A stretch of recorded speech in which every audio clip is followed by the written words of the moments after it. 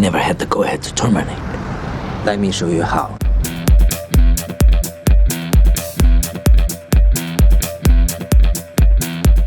Jet Li est un célèbre acteur de cinéma, un grand athlète et le plus jeune champion de Wushu au monde. Il y a de nombreux atouts dans son arsenal. Mais sa plus grande arme est la sagesse. Malgré sa renommée mondiale, Jet Li est un homme modeste et réservé. Comment vit Jet Li ? Nous le raconterons dans cette vidéo qui a été réalisée à la demande de nos abonnés. Mix Show présente. Comment vit Jet Li et combien il gagne ? Jet Li, de son vrai nom Li Lianji, est né le 26 avril 1963 dans la capitale chinoise, Pékin, qui est le 5e et le plus jeune enfant de la famille. Quand le garçon avait 2 ans, son père est mort et sa mère a dû élever les enfants toute seule. Enfant, Li avait un tempérament calme et un comportement exemplaire. La mère ne permettait pas à son plus jeune fils de nager, de faire du vélo ou de tout ce qui pouvait théoriquement causer des blessures. Et Li l'a écouté et n'a même pas essayé de la tromper. Le futur acteur est entré à l'école dès l'âge de 8 ans et avait 1 an de plus que ses camarades de classe. Les enseignants aimaient le garçon car il était honnête et humble. Il a même été autorisé à participer à l'exercice physique quotidien. Le petit Lianji s'est levé devant tous les élèves et a décompté le rythme d'un air sérieux. L'été suivant, sa première année d'école, il a été envoyé avec ses camarades de classe dans un camp sportif à Pékin. Étant un élève assidu, il a suivi avec assiduité les instructions de l'entraîneur. Ce qui l'a étonné, Li est le seul de ses pairs à qui son entraîneur a proposé de poursuivre l'entraînement même après la pause estivale. Le garçon a donc commencé à pratiquer non seulement les techniques physiques de Wushu, mais aussi les pratiques spirituelles de cet art martial. L'entraîneur avait de grands espoirs pour son élève et a même aidé sa famille pauvre à se nourrir afin que le jeune corps de Li puisse se développer pleinement. À l'âge de 9 ans, Lianji se préparait à sa première compétition hors de Pékin et se réjouissait de voyager en train. Sa mère, en revanche, était terrifiée à l'idée que son enfant soit si loin de chez elle. Li était presque obligé de rester, mais il ne pouvait plus se retirer. Lors de cette performance, le garçon a été reconnu comme le meilleur et lorsqu'il est entré chez lui, il a été dispensé de sa scolarité normale et transféré dans une école de sport. À cette époque, les coupures de courant étaient fréquentes à Pékin. Mais il n'y avait pour le dissuader rien pour s'entraîner. Au cours de l'une de ses séances, dans le noir, Li s'est blessé à la jambe mais n'a pas osé en parler à qui que ce soit. Avec une jambe enflée, il s'est entraîné avec les autres pendant 2 jours jusqu'à ce que l'on découvre qu'il s'agissait d'une fracture. Mais même à ce moment-là, le garçon n'a pas été libéré de la classe. Pendant que l'os guérissait, il s'est entraîné à donner des coups de poing avec ses mains. En 1974, à l'âge de 11 ans, Li se rend aux États-Unis avec l'équipe nationale chinoise. Là, le jeune athlète réalise de brillantes performances et est repéré par le président des États-Unis, Richard Nixon. Nixon a été tellement inspiré par l'entraînement au combat de Li qu'il lui a demandé en plaisantant de devenir son garde du corps, lorsque Jet serait grand. Mais celui-ci a répondu à un conte de fées. « Je ne veux pas protéger une seule personne, je protégerai des millions de compatriotes !» Mais malgré sa rencontre avec le président des États-Unis, Li considère que le principal réussite de son voyage historique est le changement de ses perspectives et de son attitude envers le peuple américain. Le garçon a compris que les gens ordinaires aux États-Unis sont amicaux et ne veulent pas faire de mal au peuple chinois. Li n'a pas oublié sa mère aux États-Unis. Il lui a acheté une montre suisse avec l'argent de poche qu'il a reçu là-bas. De retour dans son pays, le jeune sportif a continué à participer à des événements sportifs et à conquérir de nouveaux sommets. Concourant contre des athlètes qui avaient 20, 30 ans de plus que lui, le garçon de 12 ans a souvent dû faire contre tous les grands. Au cours des 4 années suivantes, Li a parcouru la moitié du monde avec d'autres athlètes chinois pour faire des démonstrations de mouvements de Wushu. Li a cherché à populariser le Wushu dans tous les pays, et il a réussi. Entre 1975 et 1979, il est devenu 5 fois champion de Chine de Wushu. Ses prouesses athlétiques l'ont aidé à développer son talent d'acteur. Un jour, Zhang Xingyang, un réalisateur de films, l'a repéré lors d'une compétition. Il a été inspiré par l'idée de transformer le combattant en un second Bruce Lee. C'était Bruce Lee qui était l'idole de Li Lianji quand il était enfant. Son premier long métrage est Shaolin Temple, qui raconte l'histoire d'un orphelin élevé dans un monastère par des moines Shaolin. Le film est sorti en 1982 et a connu un succès retentissant. Les réalisateurs n'ont pas hésité à faire une suite en 1984. Shaolin Temple 2, Children of Shaolin. Et en 1985, le 3e et dernier volet, Shaolin Temple 3, Shaolin Martial Art, est sorti. Il était en fait surnommé Jet, après son rôle dans la trilogie Shaolin. Pendant le tournage des films sur Shaolin, l'acteur en herbe a eu conflit avec le réalisateur. après quoi Jet a décidé de tourner et de jouer dans ses films de manière indépendante. Mais n'ayant jamais vécu cela auparavant, Jet Li a dû faire face à une série de revers. Sa première et dernière œuvre en tant que réalisateur, Born to Defend, sortie en 1986, échoue lamentablement au box-office. De plus, l'acteur s'est blessé au dos pendant le tournage. En plus, sa tentative d'obtenir la citoyenneté américaine a échoué plusieurs fois. L'acteur a commencé à accorder plus d'attention à sa vie personnelle et a fondé une famille. En 1987, Jet a épousé l'athlète Wang Qiang, qui était membre de l'équipe de Wushu de Pékin, et a également joué avec lui dans le film Shaolin Temple. Ils se sont mariés et ont 2 filles, Si et Tammy, mais ont divorcé 3 ans plus tard. En 1989, il a sorti le film d'action Dragon Battle, et en 1991, le monde a vu un autre grand film avec Jet Li, dont il était une fois en Chine, qui a été suivi de 2 suites dans les 2 années suivantes. En ce qui concerne les premiers films avec Jet Li, il convient de mentionner des films tels que The Master, La légende de Fu Hongxiu, La légende 2, Griffes d'acier, Serviteur du mal, Légende du dragon rouge, Agent secret, Roi de l'aventure, Black Mask, Aventure américaine, Hitman, ainsi que Les 2 guerriers et Bodyguard from Beijing. Le film d'action Fist of Legend, qui est apparu à l'écran en 1994, peut être considéré comme remake de Fist of Fury avec Bruce Lee.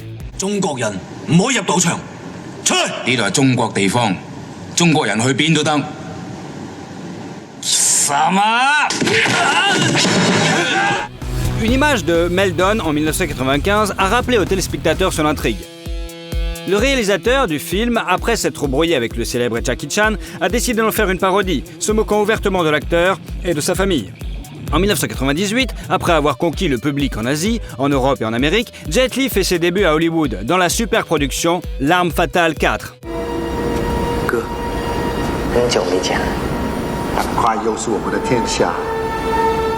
Son rôle a d'abord été proposé à Jackie Chan, mais il a refusé car il ne voulait pas jouer un héros négatif. Quant à Jet, c'était son premier rôle de grand méchant. En 1999, Lee se marie pour la 2e fois. Sa bien-aimée, l'actrice de Hong Kong Nina Li-Chi, qui est plus âgée que son mari de 2 ans. Ils se sont rencontrés en 1989 lorsqu'ils ont tourné ensemble dans le film La Bataille du Dragon. À cette époque, l'acteur était encore marié. Lee et Nina se sont rencontrés pendant longtemps et n'ont légalisé leur relation que 10 ans plus tard. Jet Li est assuré que Nina est son âme sœur et une personne qui le comprend comme personne d'autre. Le couple a 2 filles, Jane et Jada. 2 ans après son brillant travail dans L'Arme Fatale 4, l'acteur a joué dans le film d'action mélodramatique Roméo doit mourir. These guys find you up here, you're gonna have some serious problems, so I suggest you go out the window. No, I like it this way. All right, it's your funeral. Le film a été payant au box-office et Lee a reçu un cachet de 2,4 millions de dollars. Un autre attrait important de Jet est son amour et son attention sans fin pour sa famille. Afin d'être aux côtés de sa femme dans les derniers mois de sa grossesse, il a refusé le rôle dans le film Baiser mortel du dragon. En dehors de ce film, l'acteur a refusé de jouer dans The Matrix. Lee a dit que la raison était une bataille de droits d'auteur. Il ne voulait pas que les droits sur les enregistrements soient entièrement transférés au créateur du film, afin qu'il puisse les posséder en tant que propriété intellectuelle. En jouant dans le film Confrontation en 2001, l'acteur a pu gagner 7,5 millions de dollars, bien que le rôle principal du film ait été initialement attribué à Dwayne Johnson. I am Eula. I'm nobody's bitch. You are mine. C'était la première fois que Jet et Jason Statham jouaient l'un contre l'autre dans un film. La même année, l'acteur a joué un rôle dans Le baiser du dragon, qui lui a rapporté 5 millions de dollars. What did you do to me? I put a needle in your neck. That's it? In a certain point. Very forbidden. It's called the kiss of the dragon. Un fait intéressant du film est que le tunnel dans lequel le personnage de Jet Li est attrapé par la police française est le même que celui dans lequel la princesse Diana est morte en 1997. Dans une scène, le personnage de Jet attaque le proxénète Lupo, joué par Max Ryan. Le dialogue entre les acteurs était censé être filmé séparément, et le combat séparément.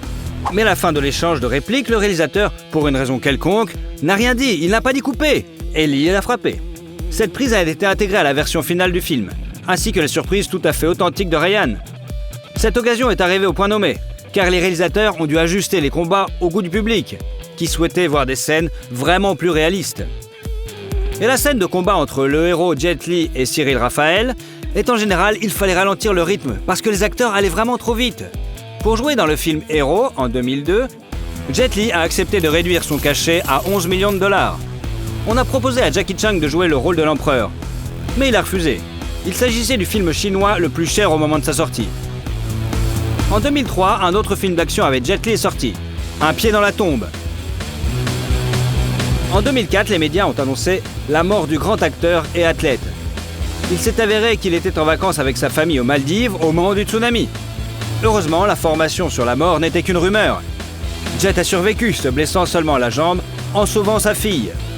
Après l'accident, l'acteur passe la plupart de son temps avec sa femme et ses enfants. En 2005, Luc Besson a écrit le scénario de Danny the Dog, juste pour Jet Li. Fucking asshole!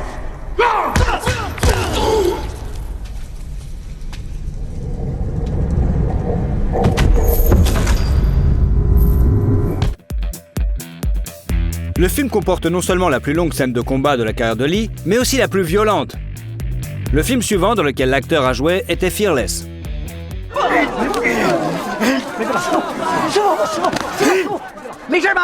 Major!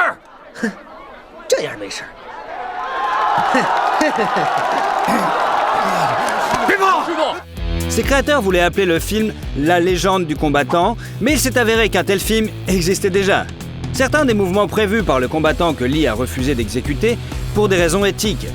Certains éléments comme une gifle ou un coup derrière la tête ont été considérés comme trop incorrects par l'acteur par rapport aux Européens et aux Américains.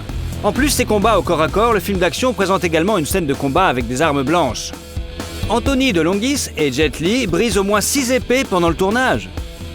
Pendant cette période, Jet a participé à des actions caritatives et est ambassadeur de la Croix-Rouge depuis 2006. Il est un fervent adepte du bouddhisme tibétain et a même rencontré le Dalai Lama en personne. Il est attiré par la philosophie du Wushu, mais estime que cette forme d'autodéfense ne résiste pas à la critique. Il souhaite aider les jeunes Chinois à comprendre le sens de la vie et partage ses connaissances du bouddhisme à tout le monde. Il convient de noter que les films dans lesquels Jet Li jouait n'ont pas tous connu le succès. L'une des œuvres qui n'a pas abouti est le film War, tourné en 2007. L'acteur a déclaré dans plusieurs interviews qu'il n'était satisfait ni du film, ni de sa production. Il est allé jusqu'à le qualifier de « poubelle » et a exprimé sa méfiance envers le réalisateur Philip Atwell. Même à mi-chemin de la production, il savait qu'il obtiendrait des audiences médiocres et pas de profit. Fin 2007, Lee a retourné dans son pays d'origine et a joué dans le film Les Seigneurs de la Guerre. L'accent principal du film n'était pas mis sur les arts martiaux, mais sur la composante dramatique. Pour ce travail, Jet a reçu une nomination au Hong Kong Film Awards dans la catégorie meilleur acteur. Son cachet pour le film était de 13 millions de dollars. Au printemps 2007, il a créé sa propre fondation à but non lucratif, connue sous le nom de One Foundation, pour aider à contrer les effets de catastrophes naturelles et des traumatismes psychologiques. En 2008, Lee a fait sa première apparition à l'écran avec le vétéran des arts martiaux Jackie Chan, dans le film d'action-aventure de Rob Minkoff, Le Royaume Interdit. It's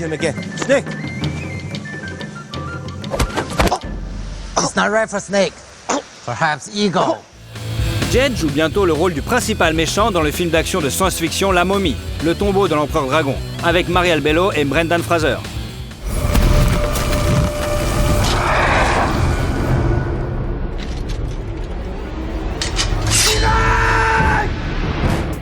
Après une longue période de travail aux États-Unis, l'acteur a pu obtenir la nationalité américaine.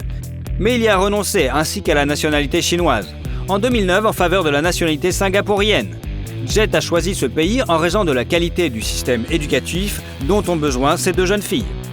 C'est également cette année-là que Lee joue dans le drame de guerre The Founding of a Republic de la Chine et qu'il lance son propre programme de remise en forme appelé Wuji, qui se compose d'éléments de wushu, de yoga et de pilates. Adidas a rapidement lancé une ligne de vêtements pour le programme ornée des initiales JL. Le retour de Jet dans l'industrie cinématographique après un hiatus d'1 an s'est fait sur le plateau du film d'action Unstoppable. When I get hurt, the only is bigger. Because I'm smaller. When I travel, I need to go farther. I know, because you're smaller, right? Yes. Réunissant des stars tels que Sylvester Stallone, Jason Statham, Dolph Lundgren et Mickey Rourke. Entre 2012 et 2014, Lee a repris son rôle dans la suite de Unstable 2 et Unstable 3. En 2010, Jet Li est devenu le premier visage asiatique de la société de montres de luxe suisse Hublot. En 2011, avec l'entrepreneur chinois Jack Ma, fondateur d'Alibaba Group, il a fondé l'entreprise de style de vie Taiji Zen, dont la mission principale est la santé et le bonheur pour tous, à travers du tai chi. Les années suivantes sont marquées par des films mettant en vedette Jet Li, tels que Ocean Heaven, Dragon Gate, Le Sorcier et Le Serpent Blanc, Badge of Fury, League of Gods et Guardian of Martial. Le dernier film, et espérons pas le dernier, dans lequel Jet Li a joué est Mulan, sorti en 2020, dans lequel il joue le rôle de l'empereur. Hua Mulan, the people owe you a debt of thanks. I owe you my life. Depuis 2016, l'acteur entretient activement une page Instagram personnelle, en postant des photos de lui. Une photo de l'acteur Jet Li a fait le tour des réseaux sociaux. Il a l'air tellement mal au point que ses fans s'inquiètent vraiment. L'acteur a admis qu'il souffre d'hyperthyroïde depuis 2010, mais assure à tous qu'il va très bien. Malgré une santé déclinante, l'acteur ne prévoit pas de quitter l'industrie cinématographique et continue de jouer dans différents projets. Il a commencé sa décision. Si je pars maintenant, je me retrouverai plus tard dans un fauteuil roulant. Si je ne pars pas, je serai dedans, mais il sera incrusté d'un diamant. Pendant son temps libre, Jet joue au badminton et au tennis de table, fait du vélo, lit et médite. Notre superstar Jet Li a gagné en 2017 pas moins de 59 millions de dollars. À son anniversaire, il partage les photos de lui avec toute sa famille. Maintenant, le capital personnel de l'acteur est de 250 millions de dollars, le plus élevé parmi les stars du cinéma chinois. Dans la maison de la femme de Jet, Nina, à Shanghai, se trouve un immense manoir de l'acteur valant 200 millions de yuan, environ 30 millions de dollars américains. L'acteur l'a acheté en 2008, apparemment comme dot pour l'une de ses filles. Mais il n'y a même pas emménagé. La maison est depuis tombée en ruine et a même été transformée en auberge pour les agents de sécurité. À Singapour, dans le quartier de Bukit Timah, l'acteur possède un bungalow de luxe pour 20 millions de dollars singapouriens, soit 15 millions de dollars. L'acteur est également connu pour posséder des biens immobiliers à Los Angeles et y réside lorsqu'il est en visite aux États-Unis. Jet Li n'est pas un grand amateur de voitures. Ses voitures connues sont la BMW 745 Li et la Spyker C8 Spider. Bien que l'acteur réside à Singapour, renonçant à sa nationalité chinoise, il reste l'acteur préféré de ses compatriotes. À votre avis, qu'est-ce qui a fait le succès de Jet Li ? Comment vit Catherine Zeta-Jones et combien elle gagne ? Catherine Zeta-Jones est née au Pays de Galles le 25 septembre 1969. Le préfixe Zeta ne fait pas partie de son nom de famille. Il s'agissait à l'origine de son deuxième prénom, donné en l'honneur de sa grand-mère maternelle. Selon une légende familiale, la mère de cette grand-mère serait arrivée au Royaume-Uni en provenance d'Irlande sur un bateau appelé Zeta et aurait donné ce nom à sa fille. Lorsque la jeune fille a commencé sa carrière d'actrice, elle a décidé d'inclure son deuxième prénom dans son nom de scène afin de se démarquer des autres Catherine Jones. Son père, David James Jones, d'origine galloise, travaillait dans une boulangerie en tant que boulanger et caissier pour nourrir sa famille nombreuse. Outre la petite Catherine, ils avaient 2 fils. La famille était pauvre et vivait dans un quartier défavorisé de la ville côtière galloise de Swansea. La mère, Patricia, était serveuse, ce qui les aidait à joindre les 2 bouts. Cela a duré jusqu'aux années 80, lorsque la famille est soudainement devenue riche. Les parents ont acheté un billet de loterie qui leur a rapporté 100 000 livres, ce qui leur a permis non seulement d'acheter leur propre pâtisserie et une maison décente dans un bon quartier de Swansea, mais aussi de payer un studio de danse à leur fille, ce dont elle rêvait. Il a été noté que personne dans la famille, à l'exception de Catherine, ne s'intéressait à l'art. Très jeune, elle a frôlé la mort à cause d'une maladie. C'est pourquoi elle a été élevée comme une princesse entourée d'intentions. D'ailleurs, la petite cicatrice qu'elle porte au cou est le résultat de l'opération de la trachée qui lui a sauvé la vie. Cependant, la jeune fille n'a pas grandi gâtée.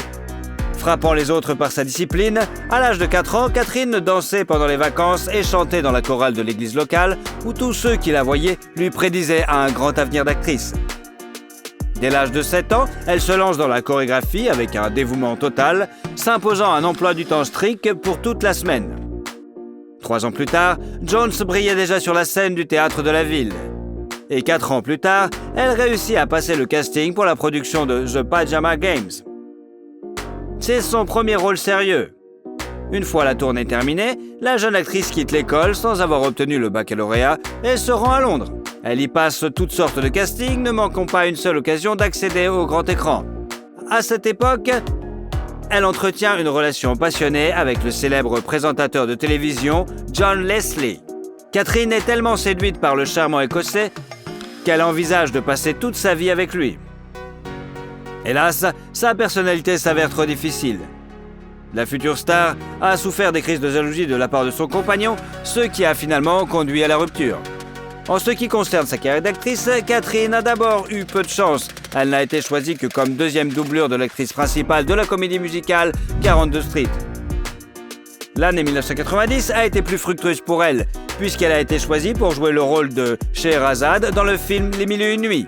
La jeune beauté talentueuse est immédiatement remarquée, et un an plus tard, elle obtient un rôle dans la série The Darling Birds of May. La critique et les téléspectateurs britanniques sont ravis, et très vite, Catherine part à la conquête d'Hollywood. Elle a immédiatement eu l'occasion de jouer dans un épisode de la série télévisée de George Lucas, The Young Indiana Jones Chronicles, ce qui a donné un coup de fouet à sa carrière Hollywood. La légende veut que son rôle de danseuse Maya ait tellement impressionné Steven Spielberg qu'il a conseillé de l'inviter à jouer le rôle de la bien-aimée de Zorro. Selon une autre histoire, Spielberg aurait remarqué l'artiste en regardant la mini-série Titanic, sortie en 1996. Entre-temps, Catherine a joué dans plusieurs téléfilms, dont Christophe Colomb, The Discovery, Splitting Heirs, The Return of the Native et Catherine the Great, ainsi que dans la mini-série The Cinder Path. Viennent ensuite la comédie dramatique Blue Jays et le film de super-héros The Phantom, bien qu'il ne soit pas très populaire auprès du public. Au cours de la même période, on a proposé à l'actrice de jouer le rôle de Trinity dans le film culte Matrix, mais elle a refusé. Au milieu des années 90, la jeune fille a une relation avec l'acteur écossais Angus MacFadyen. Ils se sont même fiancés, mais ont rompu avant le mariage. En 98, le film d'action au rythme effréné The Mask of Zorro est sorti sur les écrans. Le tournage a également été extrêmement intense et s'est accompagné d'un grand nombre de détails et d'événements curieux. Le rôle d'Elena pourrait être attribué à Penelope Cruz, à l'actrice suédoise Isabella Scorupco ou à la chanteuse passionnée Shakira, mais c'est Catherine qui a eu le plus de chance. Afin de s'adapter parfaitement au rôle, l'actrice, comme à son habitude, s'est mise avec ardeur à apprendre les disciplines utiles au tournage. Équitation, escrime, danse, espagnol. Elle a réussi particulièrement bien dans l'apprentissage de ce dernier. À tel point que les personnes qui ne connaissent pas sa biographie pouvaient jurer qu'elle était une vraie Espagnole. Le film a connu un succès retentissant, rapportant 250 millions de dollars au box-office pour un budget seulement de 95 millions de dollars, et a également obtenu 2 nominations aux Oscars et aux Golden Globes. Would you care to try something more robust, or do you feel unequal to the task? No, on the contrary, Don Alejandro. I think only of your distaste for perspiration. La même année, un autre petit événement se produit, qui influencera le reste de la vie de Zeta Jones. L'actrice fait une impression inoubliable sur le titan hollywoodien Michael Douglas, à tel point qu'il a immédiatement souhaité qu'elle devienne la mère de ses enfants. Dès qu'il le put, il chercha à la rencontrer. La première conversion a lieu lors d'un festival en France et n'impressionne pas l'actrice. Douglas, séducteur expérimenté, a tout de suite tout essayé. Il a fait part de ses projets, mais Catherine s'est contentée d'en rire. Mais l'acteur n'a pas l'intention d'abandonner. Il couvre la jeune fille de cadeaux, de fleurs, et elle ne remarque même pas qu'elle commence à lui parler pendant des heures au téléphone et à rêver de regarder des films avec lui et de lui préparer de délicieux dîners. À partir de ce moment, la cour persistante s'est transformée en une relation traditionnelle. En 1999, Catherine a joué dans les films de The Hunting and Entrapment. Ce dernier est considéré comme l'un des meilleurs films policiers et a fait sensation dans l'industrie. Le rôle principal, celui d'un imposant voleur, est tenu par Sean Connery. Zeta Jones a suivi son partenaire légendaire et a donné le meilleur d'elle-même sur le plateau. Elle a ainsi réalisé une cascade dangereuse, sautant d'une poutre du plafond sur une table, tout en faisant un saut périlleux arrière. Le film a rapporté 212 millions de dollars au box-office avec un budget relativement modeste et a été très populaire auprès du public. Les fans ont particulièrement remarqué la scène où Catherine passe à travers une grille de rayons laser dans laquelle elle montre les merveilles de la plasticité de la grâce. Les plans où le personnage de Connery vient interroger Catherine sont également dignes d'intérêt. Elle était allongée sous un simple drap blanc et à ce moment-là, Elle est en fait complètement nue. I called you at 4:30 this morning. I was home in bed. You didn't pick up. I didn't want to pick up. You had company. He came in the window. How romantic. I think that's how he got in. L'année 2000 a été marquée par un événement important pour Catherine et Michael, qui ont appris qu'ils allaient devenir parents. Le soir du Nouvel An 2000, il demande sa bien-aimée en mariage et lui offre une bague ancienne d'une valeur d'1 million de dollars. Cependant, le diamant de 10 carats le plus pur et le désir passionné de Michael d'épouser sa bien-aimée le plus rapidement possible ont été quelque peu éclipsés par le fait que l'acteur était encore légèrement marié. Pour résoudre ce problème, le jeune marié a dû donner à son ex une énorme somme de 45 millions de dollars. En août, le couple Douglas a eu un fils qu'il a nommé Dylan. Et en novembre de la même année, il a célébré un mariage luxueux d'une valeur de 1,5 million de dollars. La célébration a eu lieu au célèbre hôtel Plaza de New York et la robe de sa mariée a coûté à elle seule 250 000 dollars. Les invités vedettes, parmi lesquels Tom Hanks, Brad Pitt, Sharon Stone, Steven Spielberg et Jennifer Aniston, se sont amusés et ont félicité les jeunes mariés. Catherine et Michael ont compris qu'il était absurde d'essayer de se cacher de la presse un jour pareil. Ils ont donc vendu les droits de couverture de l'événement au magazine britannique OK. Les journalistes se sont beaucoup intéressés au couple, notamment en raison de leur grande différence d'âge. Fait amusant, le couple est né le même jour avec une différence de 25 années. Peu de gens croyaient que quelque chose pourrait sortir de cette relation, mais comme la vie l'a montré, le mariage des deux stars s'est avéré extrêmement solide, même s'ils ont dû traverser beaucoup d'épreuves. Catherine elle-même appelle les secrets d'un mariage réussi le sens de l'humour et le respect. Le contrat de mariage, sur lequel l'actrice a insisté avant de répondre au « oui » qu'elle chérissait tant, a apparemment joué un rôle important. Selon ces termes, en cas d'infidélité, Michael est tenu de verser à sa femme une somme décente pour chaque année de vie commune. Le montant exact n'est pas connu, mais la fourchette se situe entre 1 et 3 millions de dollars. En 2000, sortent le drame musical High Fidelity et le thriller Traffic, dans lequel l'actrice joue alors qu'elle est enceinte de son fils. Pour ce travail, Catherine a reçu un cachet de 3 millions de dollars et une nomination aux Golden Globes. I'm European. I say that to my doctor. I'm European.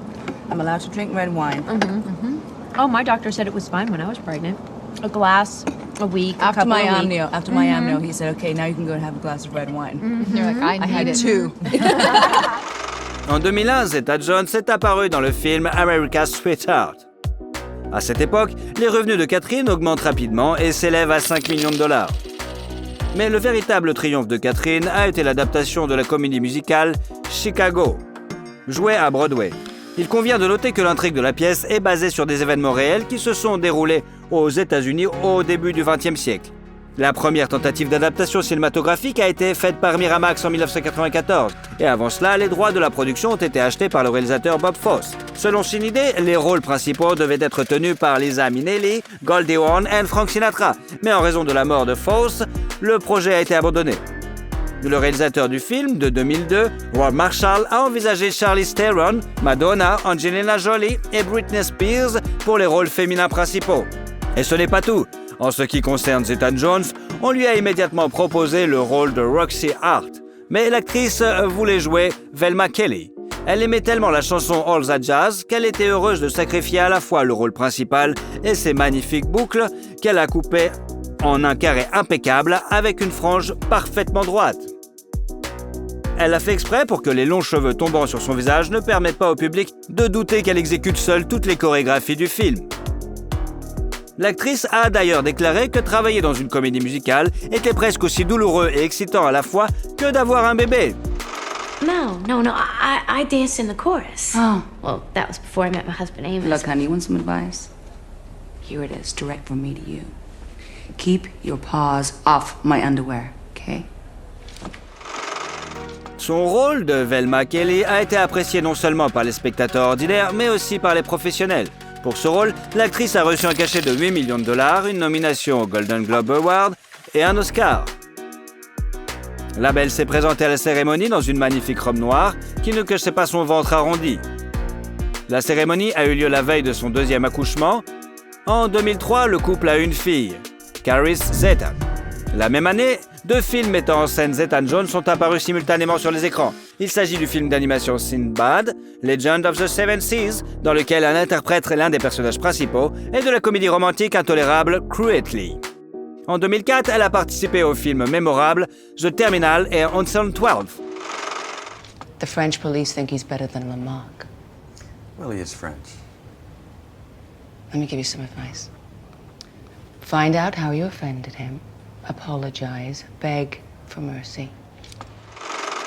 L'année suivante, la suite du film sur le fringant justicier est sortie.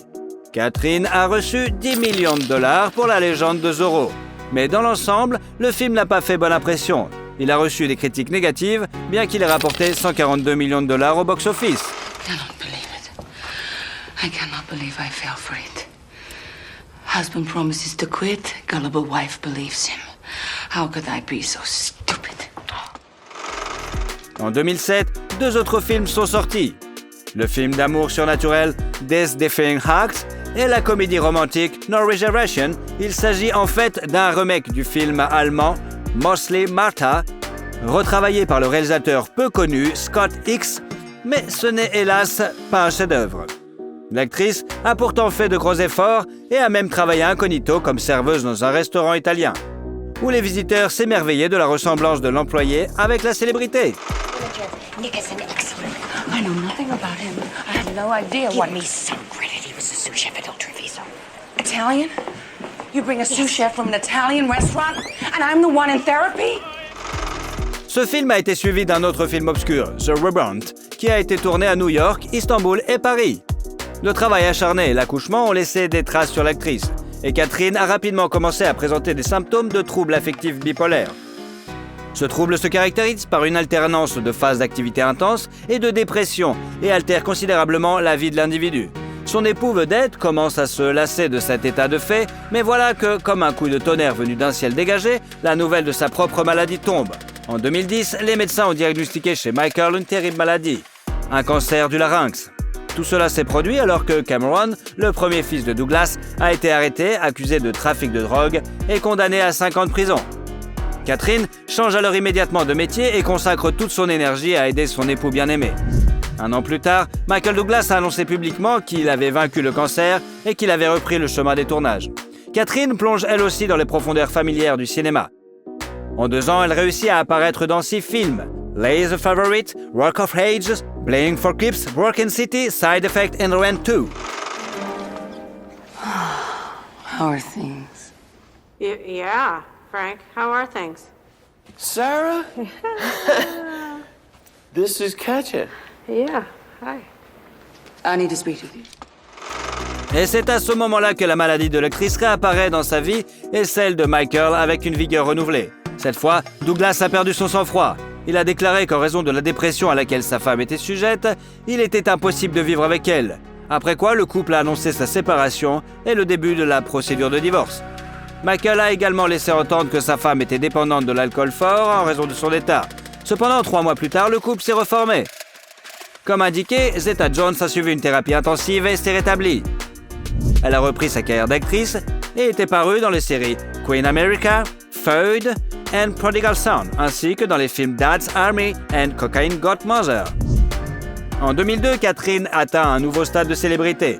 Dans la série Netflix Wednesday, qui est devenue un succès mondial, l'actrice a joué le rôle de Morticia Adams, la mère d'une jeune fille inhabituelle et audacieuse.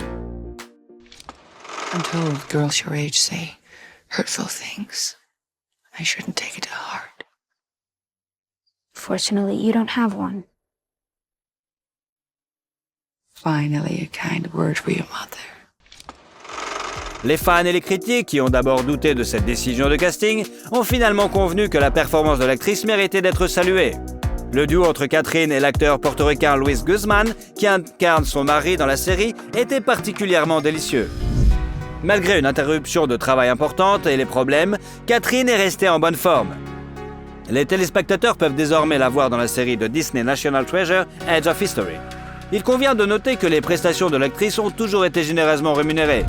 Aujourd'hui, Catherine Zeta-Jones, qui était autrefois une pauvre fille de la banlieue de Swansea, est devenue une femme très riche.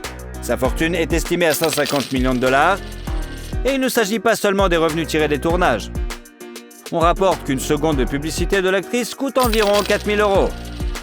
Au fil des ans, elle a joué dans des publicités pour les cosmétiques Elizabeth Arden, le système de paiement Visa et les voitures Alfa Romeo. Un contrat de 2 ans avec l'opérateur de téléphonie mobile T-Mobile a rapporté à l'actrice 20 millions de dollars. Et en 2019, on l'a vue dans une publicité pour Friendly où elle jouait avec sa fille. Il y a quelques années, Zeta-Jones a lancé sa propre ligne de chaussures en collaboration avec la marque Butterfly Twist, connue pour son approche écologique de la production. Outre sa collection de chaussures, Catherine produit du maquillage, des vêtements de sport et des articles ménagers sous sa propre marque Casa Zeta-Jones. Au fil des années du mariage, Zeta-Jones et Douglas ont accumulé un patrimoine immobilier haut de gamme. Le couple de stars possède un appartement spacieux à New York avec vue sur Central Park qu'il a récemment décidé de vendre. Le prix avait d'abord été fixé à 21,5 millions de dollars, mais au début de l'année 2022, le couple a décidé de le ramener à 19,5 millions de dollars. Les acheteurs potentiels disposeront d'un penthouse de luxe avec 4 chambres à coucher, un salon spacieux et un dressing, réalisé dans un style classique. Apparemment, en 2019, la famille allait procéder à une rotation de la propriété. Ils ont vendu à 12 hectares de terrain dans le comté de Westchester, à New York, qu'ils avaient acheté en 2015 pour 11 millions de dollars. Ils ont réussi à doubler le prix. La même année, ils ont acheté une maison dans le même état d'une valeur de 4,5 millions de dollars. Toujours en 2019, une villa de style anglais aux Bermudes d'une valeur de 10,6 millions de dollars a été mise en vente. Mais la vente n'a finalement pas eu lieu et le lot a été retiré de la vente aux enchères. Catherine et Michael ont passé beaucoup de temps dans cette maison après le mariage, si bien que leurs enfants n'ont pas soupçonné au début qu'ils grandissaient dans une famille de célébrités hollywoodiennes. Le couple possède également une villa blanche comme neige, cachée dans une végétation luxuriante à Majorque, en Espagne, qui a attiré la noblesse européenne du 19e siècle. La maison de 10 chambres est décorée avec beaucoup d'amour. Son design est de bon goût et discrètement luxueux. Une grande partie de la décoration intérieure et du mobilier a été choisie directement par les propriétaires. La propriété est assez grande, totalisant environ 10 000 m². Il y a une salle à manger formelle, plusieurs salons décorés d'antiquités, ce qui passionne Douglas d'ailleurs. Le coût de cette propriété est estimé à 33 millions de dollars. Mais comme l'ex-femme de Michael reste copropriétaire de la propriété, celle-ci ne peut être vendue. La diva hollywoodienne possède un SUV Lexus noir d'une valeur de 130 000 dollars qu'elle conduit dans la vie de tous les jours. Douglas et Zeta-Jones ont été aperçus une fois en train de rouler au Pays de Galles dans une Jaguar d'occasion. Il s'est avéré plus tard que le couple était arrivé dans la ville natale de l'actrice pour participer à une compétition de golf. Catherine Zeta-Jones est une femme qui impressionne non seulement par sa beauté, mais aussi par son étonnante détermination. Quoi qu'il arrive, elle n'abandonne pas et regarde en face toutes les circonstances de la vie, les défiant avec audace.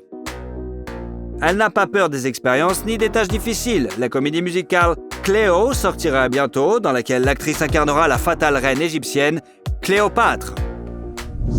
Quel film avec cette actrice préférez-vous ? Thank you.